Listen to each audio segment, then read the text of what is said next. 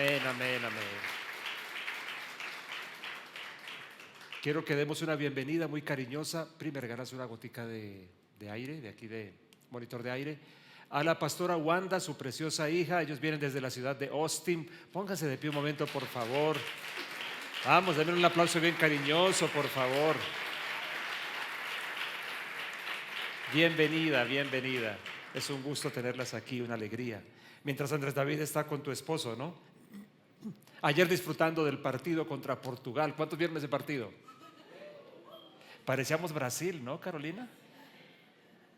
Jugando parecido a Brasil. Ok, vamos a meternos en nuestro tema hoy. Creo que ustedes estarán de acuerdo conmigo, espero, en que la palabra diversidad es una expresión que hoy ha perdido su belleza, está completamente distorsionada. Y pienso yo, y deberíamos decirlo con claridad, la verdadera diversidad tiene todo que ver con Dios y con la belleza de todo lo que Dios hace.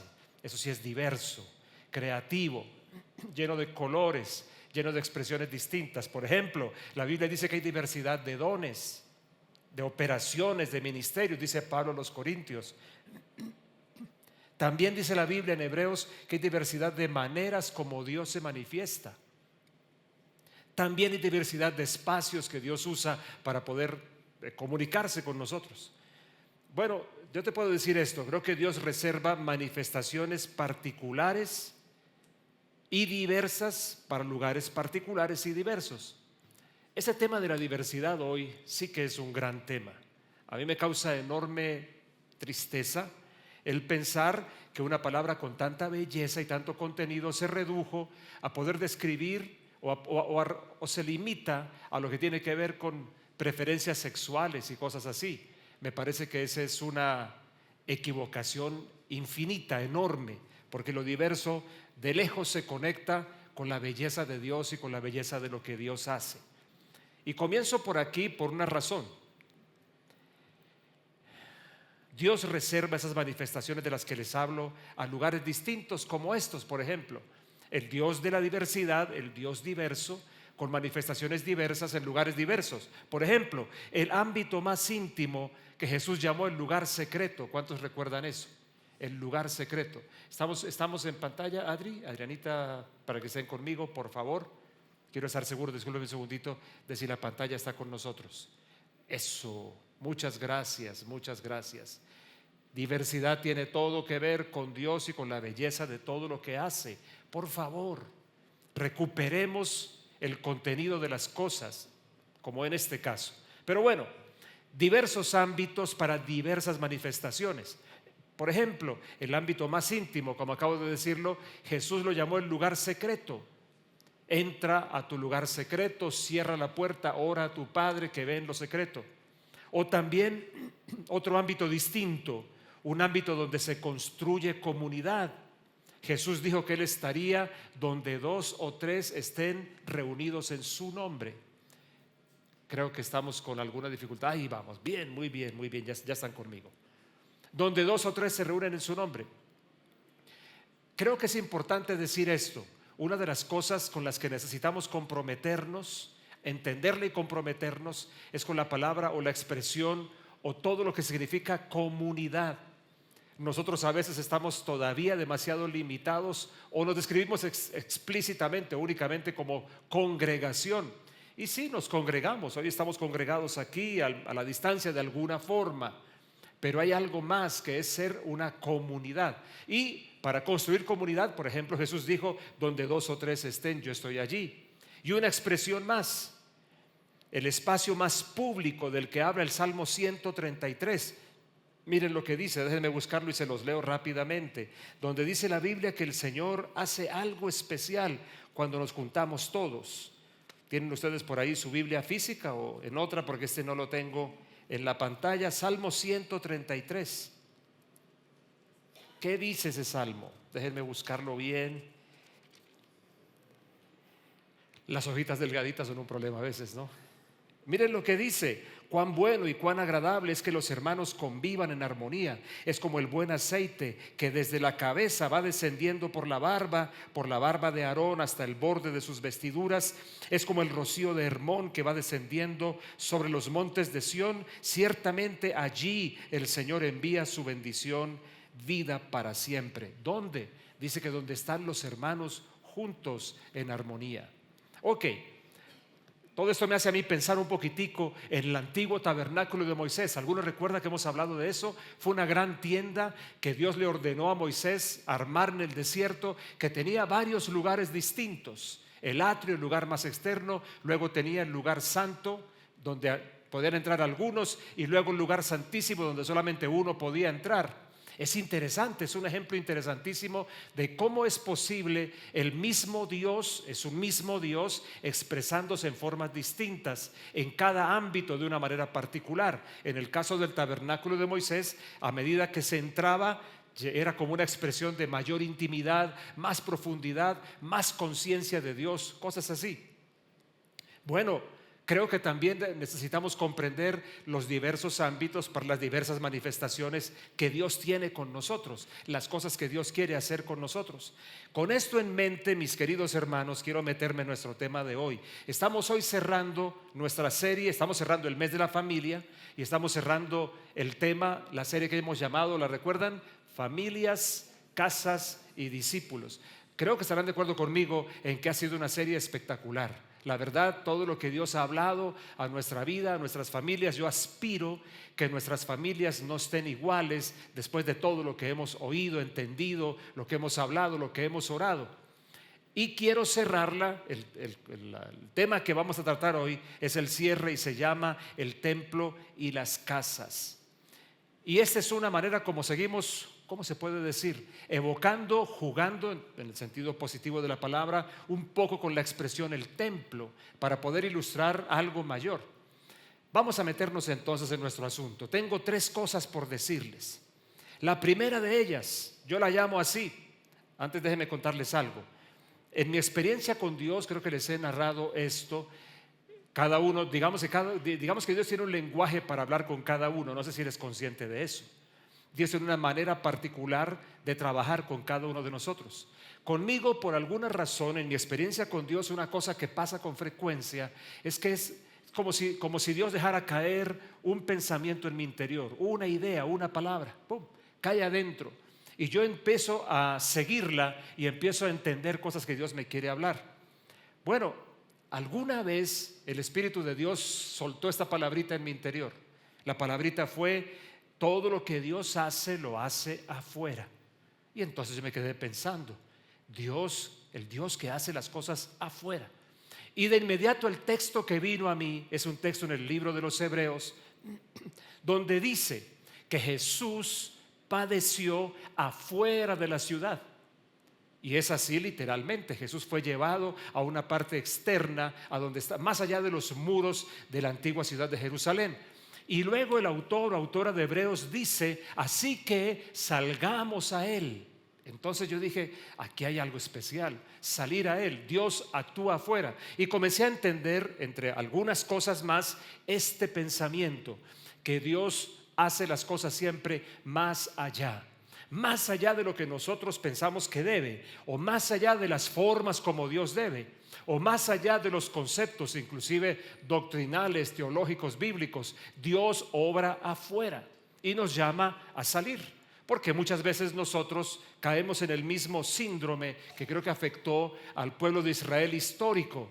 Ellos dejaron de entender que Dios era su dueño y comenzaron a creer que ellos eran dueños de Dios y que Dios tenía que pedir permiso a ellos para todo lo que hiciera. Bueno, Dios está listo para retar nuestras maneras y conceptos. Cada vez es como, déjeme decirlo de esta forma un poquito coloquial, es como que Dios aborrece el encierro. Como que cuando tú y yo queremos decir, bueno, ya lo tenemos la fórmula, es 2 moléculas de hidrógeno y una de oxígeno, se llama H2O y ese es el agua. Como que Dios dice, estoy listo para ir más allá. Más allá de lo que nos parece, más allá de que así me enseñaron, más allá de que así creo, más allá. Y por eso creo que es una frase sonora para mí: Dios todo lo hace afuera. Dios está siempre listo para ir más allá. La pregunta que yo te haría esta mañana, la primera pregunta, es si tú y yo estamos dispuestos a ir más allá de lo que sea, más allá del concepto, o más allá, un caso por ejemplo distinto que me pasó alguna vez, con personas que yo sentí que me habían ofendido mucho. No sé si sí me ofendieron o no, en su momento me parecía que sí. ¿Cuántos alguna vez se han sentido ofendidos? Muy ofendidos, tremendamente ofendidos. No, pobrecitos pues. Bueno, así me sentí yo. Y un día recuerdo que el Espíritu Santo me dice: ¿sabes qué? Necesito que hagas algo. Necesito que vayas más allá de perdonarlos. Más allá de perdonarlos. Ya no es como suficiente. No estoy mostrando que soy una gran persona. Más allá de perdonarlos. ¿A qué te refieres, Señor? Necesito que tú les devuelvas el mal que te hicieron con toda clase de bien que tú les puedas hacer. Y le dije: Señor, esta no me gusta. Esta no me gusta. Creo que ya es suficiente con haber extendido perdón. Pero no, Dios me decía: no, necesito que vayamos más allá. Oh, bien, ustedes son muy inteligentes. Dios todo lo que hace, lo hace más allá. Abraham estaba una noche medio deprimido, diciendo: bueno, Señor, tú me dices que voy a tener una gran herencia y ni siquiera tengo un hijo. Imagínate, eso es como ridículo, ¿no? Dios le dice: vas a ser padre de naciones, y no tenía ni uno. No me has dicho quién va a ser mi heredero, le dice el Señor, le dice Abraham al Señor allí, mientras está encerrado en su tienda. Yo le llamo a eso visión de tienda, que tantas veces nos agobia. ¿No les pasa a veces? Que se levantan por la mañana y ya de entrada sienten que todo está chueco. ¿A alguien le ha pasado así? Bueno, a mí sí, qué pena con ustedes. A mí me pasan unas cosas. Yo quisiera que ustedes me enseñaran cómo hacen para que no les pasen cosas. Me pasan cosas, a mí me pasan cosas. Me pasa que a veces me despierto en la mañana y ya estoy como ¿qué me pasa? No me siento bien. ¿A alguien le sucede así a veces? A algunos sí les sucede eso. Pero miren ustedes, la mayoría no les pasa nada de eso. ¿Cómo los envidio? ¿Cómo quisiera ser como ustedes, que no tienen preocupaciones ni problemas? Yo sí tengo preocupaciones y problemas. Y a veces en la mañana estoy como en visión de tienda. No sirvo para nada. Todo está mal. No he hecho nada. Ya 65 años. ¿Qué me queda? La pijama de madera. Bueno, no tanto. Visión de tienda. Y ahí está Abraham. No me has dado prole, mi heredero va a ser uno nacido en mi casa, un esclavo. ¿Y qué le dice Dios? Sal fuera, sal fuera. Siempre Dios se mueve afuera, más allá. Y cuando Él sale, el Señor le dice: mira las estrellas ahora, cuéntalas si puedes, así será tu descendencia. Dios le cambió la visión de tienda por la visión suya, que siempre está, la suya siempre está más allá. Díganlo otra vez con fuerza. Qué bien. Ya creo que ya no debería decir nada más. Ya logré una. Ok. Dios se mueve afuera, es mi primer punto hoy. Yo quiero mostrarte cómo desde la antigüedad Dios amó el moverse afuera, el moverse más allá, el moverse en lugares diversos. Inclusive desde el Antiguo Testamento, deseando Dios comenzar a mostrarles a ellos o darles a ellos alguna manera de tener encuentro. Eso fue el tabernáculo de Moisés antiguo, el templo luego con Salomón ya muchísimo tiempo después. Pero antes de todo eso, lo primero de todo, el patrón de todo lo marcan Adán y Eva. En ese comienzo, Adán y Eva, con Adán y Eva Dios nos muestra una cosa que siempre quiso y que siempre ha querido. Lo hemos enfatizado muchísimo en estos 2 meses. Miren lo que dice Génesis capítulo 2 versículo 15. Entonces el Señor Dios tomó al hombre y lo puso, ¿dónde lo puso? En el huerto del Edén, para que lo cultivara y lo cuidara. Un par de detalles. Hasta este momento la historia de Génesis se devuelve. Todavía Eva no ha sido creada. ¿Cuántos se dan cuenta que hay una diferencia en que Adán fue tomado del polvo de la tierra, pero Eva fue hecha en el Edén del costado de Adán? Eso es una cosa interesante, ¿no? Muy interesante. que le añade mucha belleza, mucha delicadeza a todo lo que las mujeres son, y de pronto a nosotros nos pone algunos ingredientes como complicados. El asunto es que Dios lo toma y lo pone. Son dos verbos que hablan de un Dios soberano. Dios lo toma, Dios me quiere cercano a Él siempre, Dios te quiere cercano a Él, y luego Dios nos da un lugar. Muchos de nosotros peleamos toda la vida con ese lugar, pero ese lugar es importante para nosotros, aunque no nos parezca el mejor o el más agradable. Pero independientemente de eso, lo pone en el huerto del Edén con dos propósitos: que lo cultive y que lo cuide. La palabra Edén, por si de pronto alguno no lo sabe, viene de una raíz semítica occidental que describe, escuchen esto, lujo, deleite y abundancia. Esto es Edén, lo que Dios quiso siempre para el ser humano: lujo, deleite, abundancia. Ahora, el Edén, ese significado, lo interesante aquí es que ese significado nos conecta con familia, porque Dios pone allí a Adán y luego crea a Eva. Recuerden ustedes lo que ya les he contado, ¿no? Dios lo hace caer en un sueño. ¿Recuerdan la razón? Yo se las he explicado. Dios lo hizo caer en un sueño para crear semejante portento que iba a crear, ¿no? Pero recuerdan que yo les he explicado bien la razón. El Señor me la reveló, por la cual lo hizo dormir para crear a Eva. Le dijo a Adán: duerme ahora, porque de aquí en adelante jamás dormirás tranquilo. Nunca volverás a tener paz. ¿Qué dicen las mujeres? Bueno, espero que ustedes no sean como la que describe Salomón, que dice que es como una gotera continua. ¿Cuántas son así? Ok.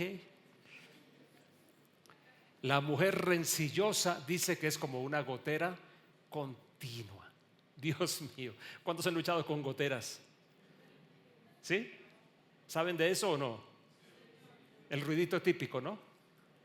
Y cae, en fin, dejémoslo hasta allí. En todo caso, el Edén, como el lugar de deleite y de abundancia, es donde Dios establece el primer núcleo de familia, Adán y Eva. Así que hay un vínculo que, aunque nos parezca raro, Edgardo, ¿estás diciendo que hay un vínculo entre Edén y familia? Sí, aunque parezca extraño, ¿no? Alguno dirá: no, si es el peor lugar para mí para vivir. Bueno, eso puede tener otras explicaciones distintas al hecho de que Dios realmente quiere que ese sea un lugar para la delicia, para el deleite. Obviamente algunas cosas se requieren de lo que se construye en familia. La familia entonces no aparece, como lo hemos dicho tanto en estos 2 meses, no aparece como una institución o estructura secundaria, sino como algo esencial donde se quiere experimentar, donde Dios quiere que se experimente ese deleite. Una de las cosas que se va a necesitar para que eso suceda son personas comprometidas que crean que eso es posible y que también se dispongan a construir algo así.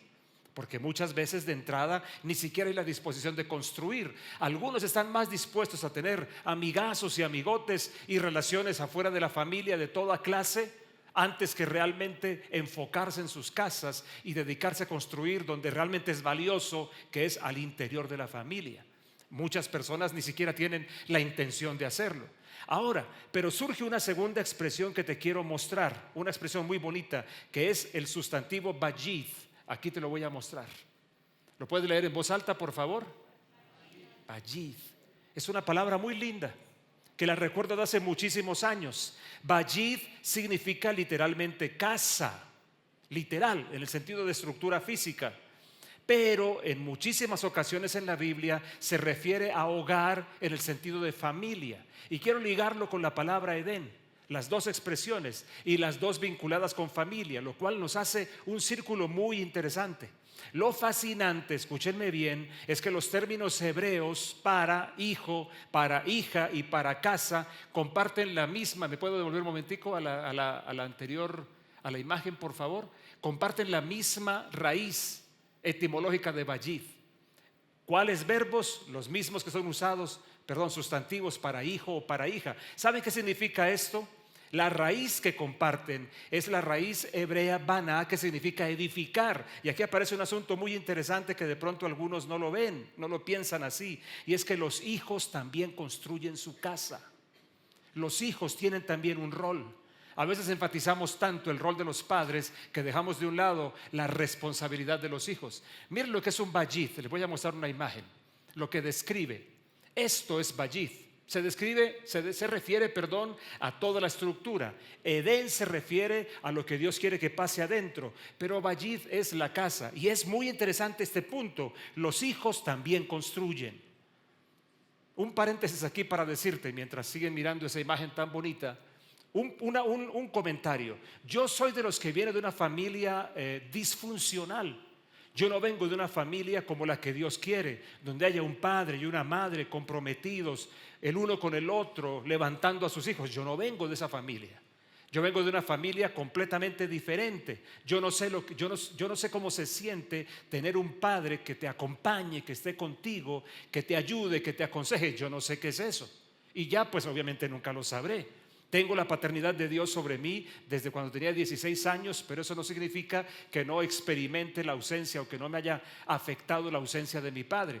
Pero una cosa que aprendí del Señor es esta. Eso me lo dijo claramente el Espíritu Santo un día. Ustedes los hijos, porque yo también soy de los que resentí la ausencia de familia. Pero yo no tengo una buena familia. Que ojalá hubiera sido otra. En algún momento pasó por mi cabeza el decirlo, como un profeta un día me lo dijo. Me leyó por dentro, me dijo: yo sé lo que significa querer quitarse la sangre de su padre para tener otra. Yo soy uno de esos. Eso revela que había mucho juicio en mi corazón hacia mi padre, sin siquiera saber qué había pasado. ¿Me están siguiendo?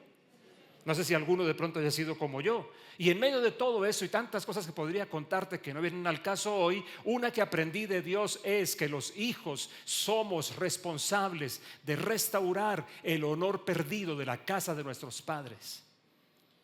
Y entonces entendí mucho mejor cuál era también mi rol desde la perspectiva de hijo. Cuando yo busco a mi padre, que fue como una historia de novela que les he contado otras veces, y cuando lo encuentro de nuevo, cuando estamos juntos, yo al principio un poco incrédulo de decir si será o no será, porque no se parece al que yo recuerdo, pero evidentemente era. Cuando estamos sentados y él me pregunta: ¿usted qué quiere? Yo, pues ante esa pregunta que podía resultar un poquito ofensiva, solamente le dije: usted, mi hijo y yo necesitamos este encuentro. Él no me estaba entendiendo nada, pero yo sí estaba entendiéndome. Una sanidad generacional era lo que yo buscaba, y yo lo que quería era: necesito restaurar, hacer diferentes cosas para devolverle a mi casa el honor perdido. ¿Tú has leído en la Biblia que el apóstol Pablo dice que Dios le da nombre a toda familia? ¿Alguno ha leído ese versículo? ¿Ustedes leen la Biblia? ¿Estoy en una iglesia cristiana? ¿Dónde estoy yo? La Biblia dice, más vale que lo tengas claro, la Biblia dice que de Dios toma nombre toda familia. Así como tú te sientes orgulloso de tu apellido, yo durante algún tiempo no del mío, pero así como nosotros los Borrero, por ahí está, ¿no? ¿A quién le lanzo una? Nosotros los Castillo, nosotros los Gutiérrez, nosotros los Medina, somos hinchas de la América. Es terrible esa. En fin, pues nuestra familia tiene un nombre que Dios le dio, es decir, una dignidad, una asignación, un propósito. Cada familia lo tiene. El cielo se lo asignó. Pastor, ¿y entonces qué pasó? Pues que en tu familia de pronto no ha habido quien se someta a Dios para escuchar eso y construir en esa dirección. Y entonces llegas tú, no para juzgar a tu familia, sino para poder escuchar por fin cuál es el nombre de Dios para tu casa y restaurarlo, devolverlo, conducir tu familia en esa dirección. Así que los hijos también construyen, y es interesante que la raíz hebrea de Bayit también hable, la misma raíz hebrea también hable de hijo y de hija y de casa, la misma raíz. Ok, pero sigamos.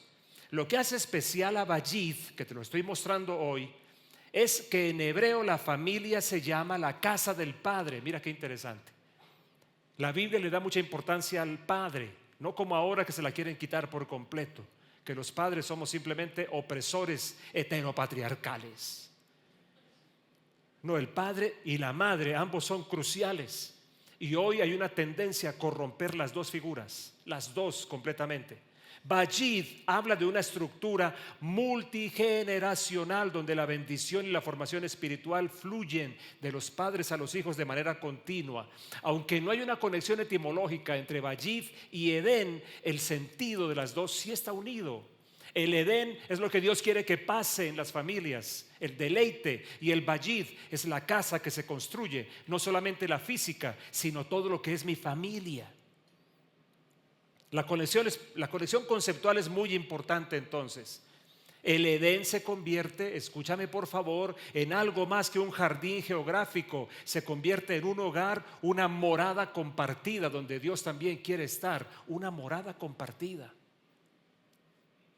Ok, así que lo primero que quiero mostrarte es que la familia no es simplemente una institución, una cosa social de un grupo de gente que vive en la misma casa y comparte el mismo techo, sino es un espacio de deleite y comunión donde Dios y la humanidad coexisten. Allí es donde Dios quiere relacionarse de mejor manera con nosotros.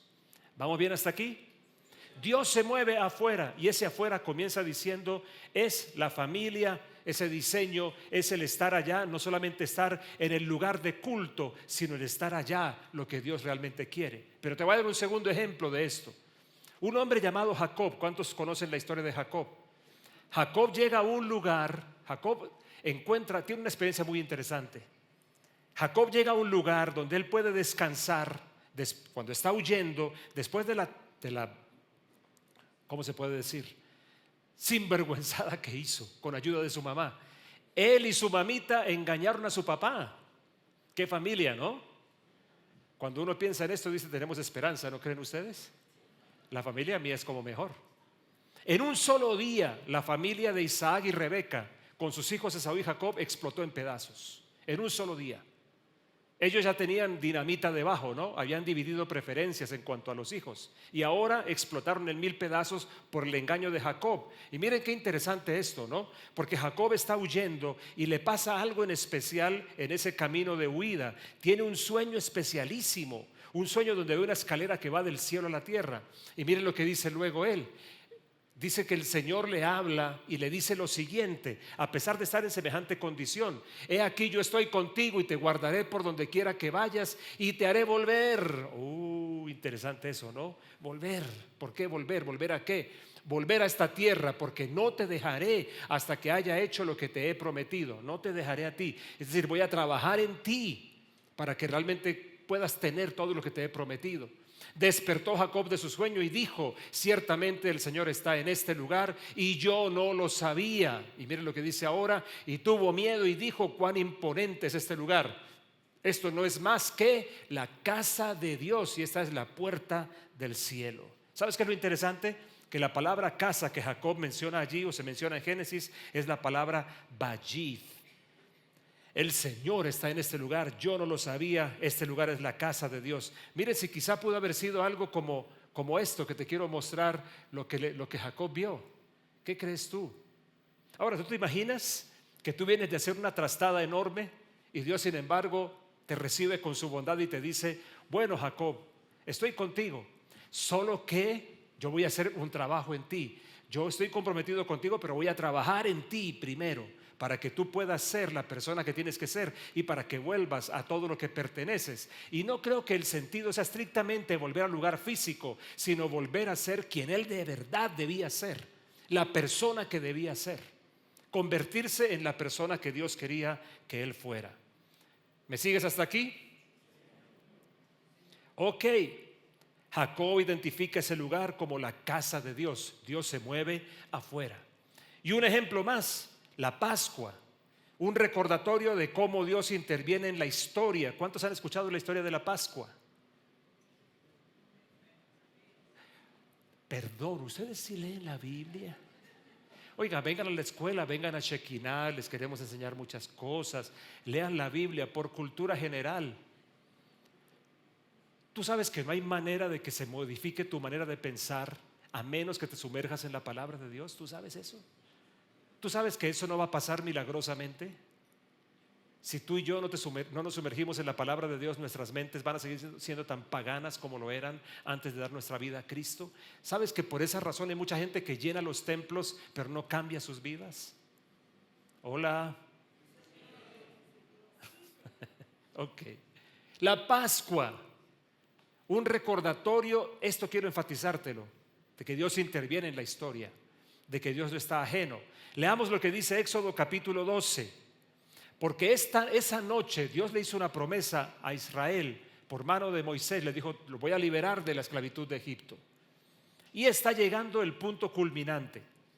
Y dice entonces el relato bíblico: porque esa noche pasaré por la tierra de Egipto y heriré a todo primogénito en la tierra de Egipto, tanto de hombre como de animal. Y ejecutaré juicios contra todos los dioses de Egipto, yo el Señor. Y la sangre os será por señal en las casas donde estéis. Y cuando yo vea la sangre, pasaré sobre vosotros, y ninguna plaga vendrá sobre vosotros para destruiros cuando yo hiera la tierra de Egipto. Y ese día os será memorable y lo celebraréis como fiesta al Señor. Lo celebraréis por todas vuestras generaciones como ordenanza perpetua. Qué tremendo esto, la Pascua. Ahora, la conexión entre Vayith y la Pascua, ¿dónde está? Que se revela aquí como la casa, nuestra casa, la casa de ellos, se convierte en el centro de acciones redentoras de Dios. Mucho de lo que va a pasar en una comunidad va a ser el reflejo de lo que pasa en las familias, de lo que realmente suceda allí. Esa es la mayor revolución que nosotros deberíamos provocar. Miren la imagen para que de pronto se hagan una idea los que no leen la Biblia. Esto fue lo que Dios les mandó que hicieran. ¿Te imaginas eso? Debían sacrificar un cordero y comerlo por familias, y comerlo de cierta manera, y con la sangre de ese cordero, que era una figura, todo eso era una figura profética de Jesús en la cruz. Con la sangre tenían que marcar los dos postes y el dintel de sus casas. Y Dios les dijo: no es donde yo vea el nombre de ustedes o el apellido de ustedes, sino donde yo vea la sangre, voy a pasar de largo. El testimonio de la sangre, casas que están dentro o debajo del beneficio de la redención de Dios. No son perfectas, pero están adentro de ese espacio, y allí ocurre el milagro de redención del que estamos hablando.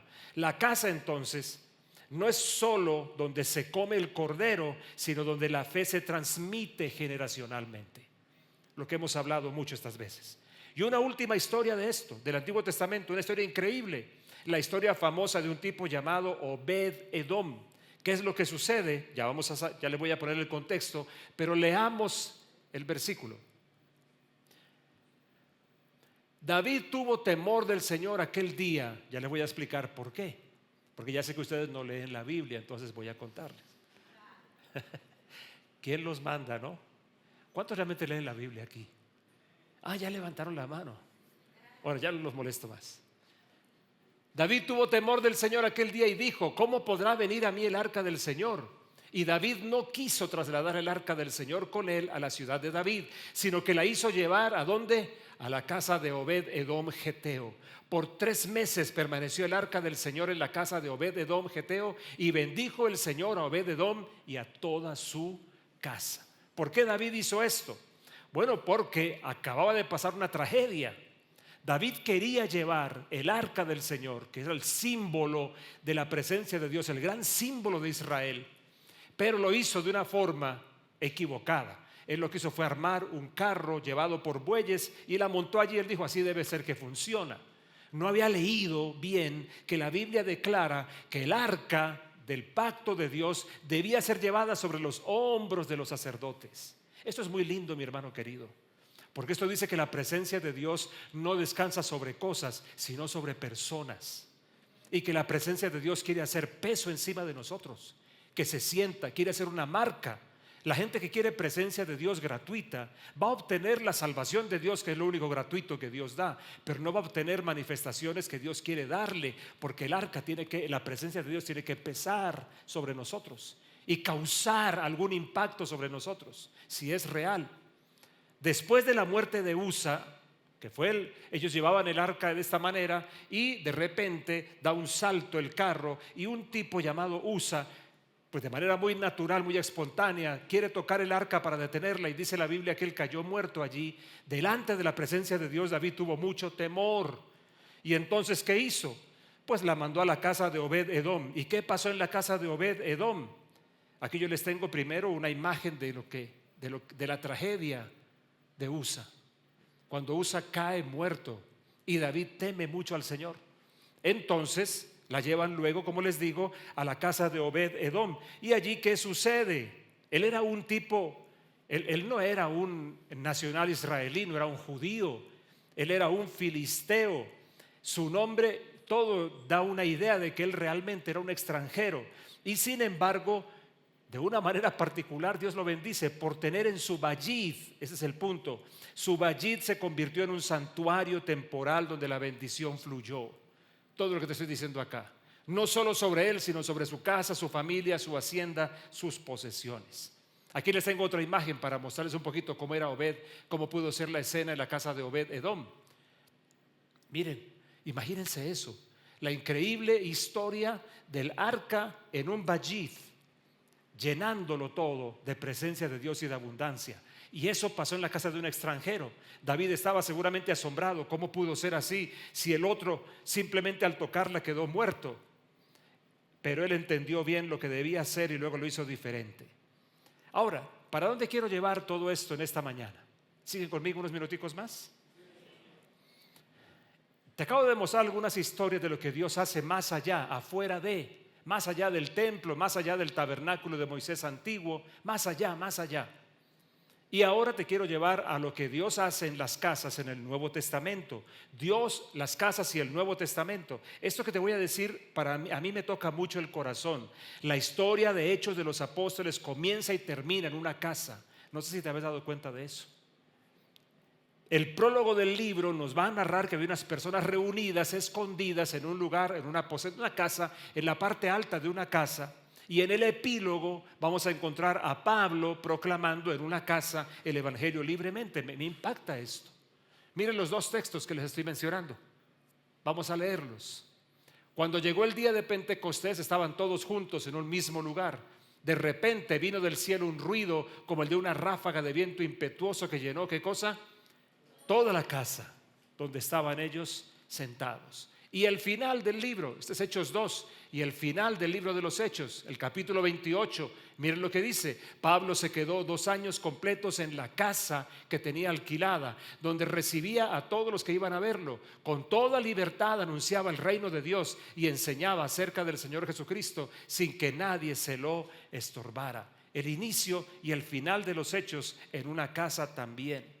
Esto a mí me dice que los hechos de los apóstoles sucedieron en las casas de los hermanos. Al respecto de eso, un texto más que te quiero mostrar.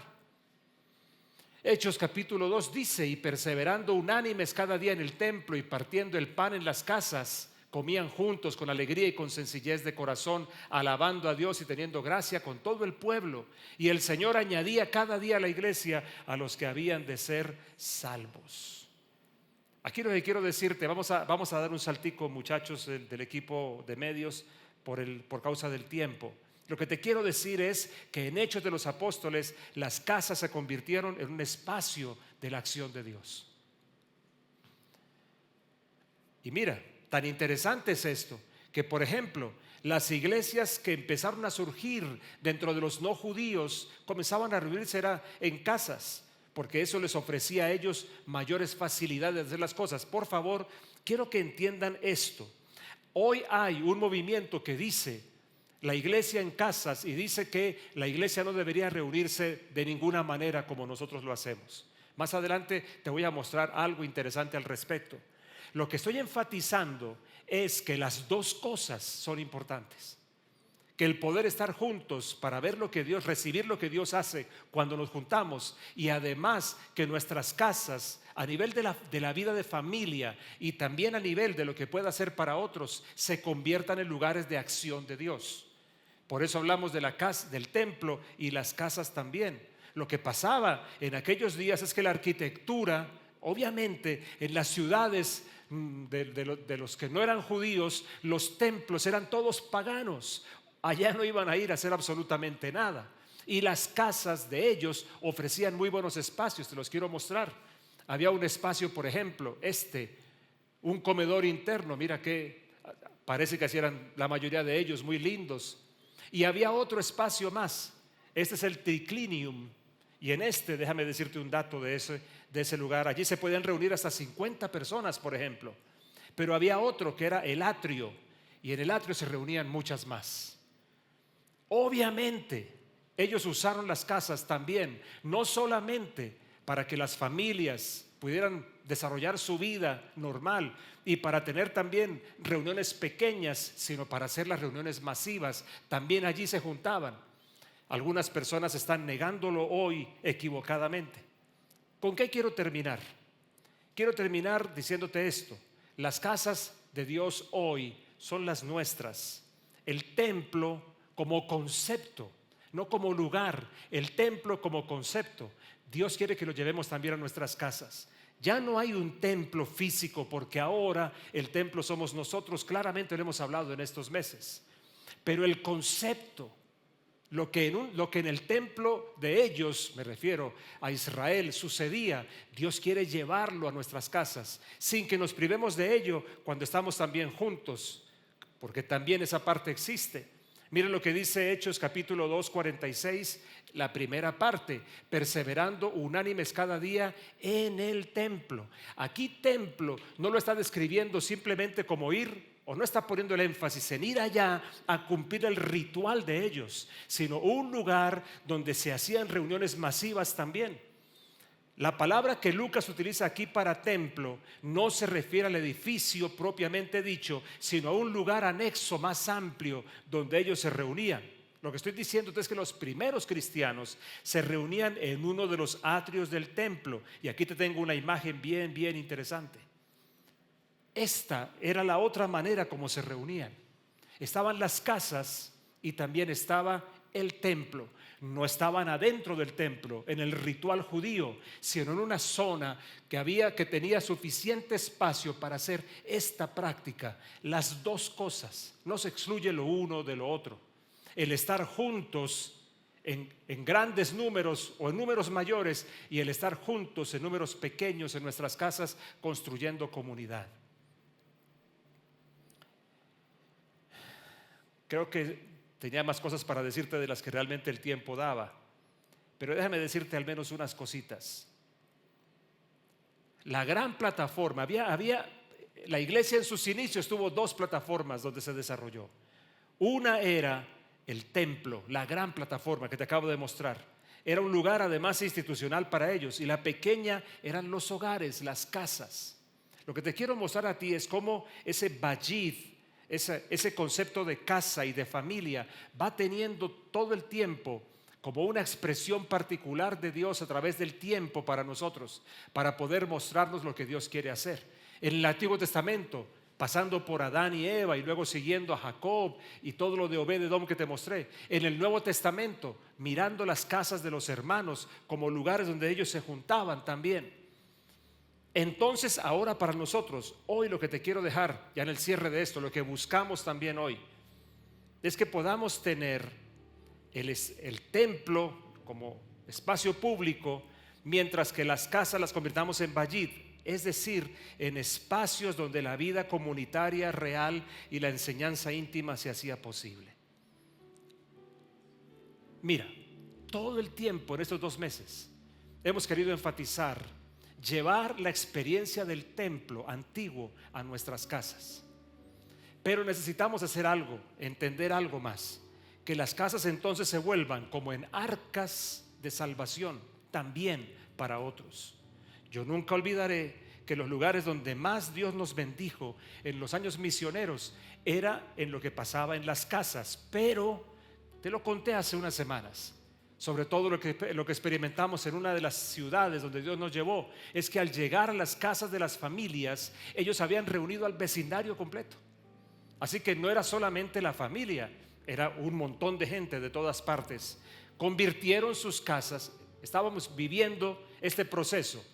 Gente que venía al Señor, daba sus casas y entendía que sus familias ahora venían a los pies de Cristo, pero además las abrían para que otros pudieran llegar también allí.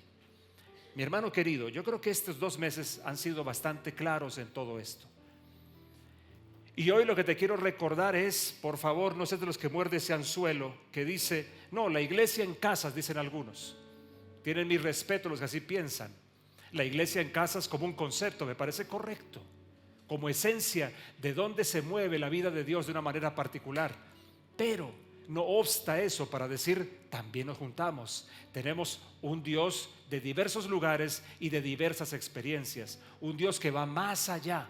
Un Dios que está cuando nos juntamos y pasan cosas mientras estamos reunidos, compartimos la palabra de Dios juntos, pero un Dios que quiere visitar nuestras casas para hacer que nuestras familias puedan ser lo que Él quiere y además para convertirlas en un espacio donde otros puedan ser alumbrados por Dios. ¿Qué es lo que te quiero pedir hoy? Bueno, cerremos diciendo esto. Dios quiere mezclarse con nosotros. Esa parte a mí me parece encantadora. Dios quiere ser parte de nuestra vida. Dios quiere acompañarnos, abrazarnos, compartir nuestra vida. Cuando estamos en nuestras casas es cuando más realidad de la vida empieza a agobiarnos. Las cuentas, las relaciones difíciles, los retos de poder construir una familia. Pero lo interesante es cómo Dios quiere estar tejido en esa realidad, ser invitado a eso, ser parte de nuestros retos y de nuestra vida común cada día, invitado para nosotros, invitado por nosotros allí. Pero además de eso, Dios quiere visitar cada bayid de maneras múltiples, que es lo que te quiero mostrar aquí. ¿Cómo? Haciendo que allí crezcan familias que se construyen y que construyen futuro. Creo firmemente en que el futuro se construya a partir de las decisiones que las familias tomen, haciendo que de las familias, un gran proyecto de Edén. Edgardo, mi familia está muy lejos de eso. Algunos cuando están en crisis y hablan con mi esposa y conmigo, que también hemos vivido grandes crisis, nos dicen, ¿usted quiere que yo vuelva a eso? ¿Usted me está pidiendo que yo vuelva a ese infierno que vivo? Y les respondemos siempre, no, queremos que transformen ese infierno para que puedan vivir de una manera diferente. Y la última cosa que te pongo aquí en la pantalla, haciendo de cada casa un arca de salvación, como lo fue la que construyó Noé. Abrir nuestras casas para que otros puedan venir y recibir la luz del Evangelio. Por eso, mi hermano querido, es que hablamos del templo y las casas, que viene siendo una manera de decir el templo en las casas, en todos los sentidos. Y en cuanto al poder tener experiencias particulares en los diversos lugares donde Dios nos quiere. Cuando estamos juntos hay una expresión de Dios. Cuando estamos en familia hay otra. Cuando estamos a solas hay otra. ¿Cuál es mejor o más importante? Las tres lo son. ¿Sabes qué te vamos a pedir en las próximas semanas? Que abras tu casa. De pronto alguno estará dispuesto hoy mismo, y si quiere me lo puede decir hoy al finalizar, o mandarme un correo, llamar a Alejandra, hacer lo que quiera. Pastor Edgardo, yo quiero abrir mi casa. Quiero que mi casa sea un faro también para otros. Pero vamos a enviarles prontico, de alguna manera, una comunicación para que ustedes sepan que estamos esperando por casas que se abran, muchas casas. A ver si podemos experimentar todas las formas como Dios quiere expresarse entre nosotros. La personal, la familiar, el núcleo familiar, la de construir comunidad abriendo las casas a otros, y la masiva, la mayor, donde compartimos la palabra y adoramos al Señor juntos. Ponte de pie, por favor. Vamos a cerrar, ya el tiempo se nos fue. Quiero devolverme un poco a lo que dije al principio. Dios quiere ir más allá siempre y llevarnos más allá. Dios se mueve afuera. Y creo que en diferentes formas, en estos 2 meses estamos retados a ir más allá. Nuestra vida de familia, por ejemplo, ¿cómo la vamos a llevar? Quizá tú eres de los que piensa, los trapos sucios se lavan en casa. Bueno, déjame decirte que todos los matrimonios tienen muchos problemas. ¿Sabes dónde está la diferencia? En los que están acompañados o los que están transitándolos solos. Esa es una gran diferencia. Cuando tú te vas con otros, compartes con otros, te vas a dar cuenta de que también tienen problemas. Yo por eso que a veces ustedes me asustan, porque yo digo, yo tengo tantos problemas y ustedes no. Digo, Dios mío, ¿cómo hago para ser como ellos? Dios quiere ir más allá en la manera como te relacionas con tus hijos, llevarte más allá. ¿Qué cosas de pronto va a ser importante que hagas? O con tus padres, Dios quiere llevarte más allá. ¿Cómo así, Edgardo? Bueno, de pronto es hora de que dejes de juzgarlos, que dejes de señalarlos y te vuelvas a tus padres, extendiendo perdón y buscando reconciliación, creyendo que son los padres correctos, que simplemente necesitas como hijo asumir también tu responsabilidad para restaurar el honor perdido. ¿En qué otra forma? Cuando estamos juntos también, Dios quiere que vayas más allá.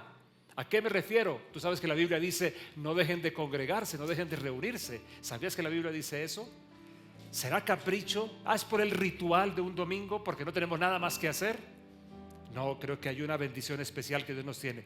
Dios nos está llamando a ir más allá en muchas cosas. Y estoy convencido de esto. Cada vez que cruzamos alguna línea, entramos en una dimensión nueva de vida. Creo que hemos orado por vidas ilimitadas con Dios. Bueno, una partecita aburridora de cómo Dios responde es que esa oración es que Dios te pone en el límite y te da un empujoncito para decir, ok, ahora vas a entrar en una vida sin límites, más allá de los límites. Vamos a orar entonces. Recuerden que este año le hemos llamado el año de los odres nuevos y el año de familias, casas y discípulos. ¿Algunos se acuerdan las 4C del odre nuevo? Corazones nuevos, caminos nuevos, creaciones nuevas, conflictos nuevos también. Señor, aquí estamos como comunidad de la casa, aquí estamos queriendo hoy decirte, ayúdanos a ir más allá, dar un paso más allá. Un paso más allá de reconciliación, o un paso más allá en decisiones personales, o un paso más allá en cuanto a nuestra vida como comunidad, o un paso más allá en cualquier aspecto de nuestra vida. Señor, gracias porque tú quieres llevarnos afuera, quieres llevarnos más allá de los lugares donde a veces nos encerramos y te encerramos a ti. Tú eres un Dios increíblemente personal. Te ruego que hables a cada uno de una forma muy personal, a cada uno de nosotros, en el más allá al que tú quieres llevarnos, en el afuera al que tú quieres llevarnos, y que estos 2 meses que hoy cerramos, Padre Dios, haga que nuestras familias sean distintas, sean mejores familias, por lo menos familias que están trabajando para crecer, y permite también, Señor, que estos 2 meses produzcan otro efecto. Casas que se abran como faros de luz para los vecinos, para los amigos y para los familiares nuestros. Que tengamos muchas casas abiertas, muchas familias que se construyen, las 2 cosas, y una comunidad fuerte, Señor, que crece en influencia, que crece en compromiso y que crece en calidad de vida. Gracias te doy, Padre bueno, por esta mañana. Oramos en el nombre de Jesús. Amén, amén, amén. Gloria a Dios. Bueno, tiempo de irnos.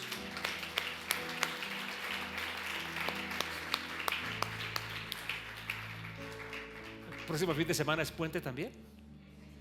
¿Sí, también es puente? ¿No? Ya todo es puente en esta época, ¿no? Ok, espero que disfruten mucho. Levanten sus manos a los cielos para despedirnos. Como siempre, el Señor te bendiga y te guarde. El Señor te mire a la cara y te dé. El Señor te renueve su misericordia y ponga sobre ti su perfecta paz. Sé bendecido tú y tu casa en el nombre del Señor. Amén, amén, amén.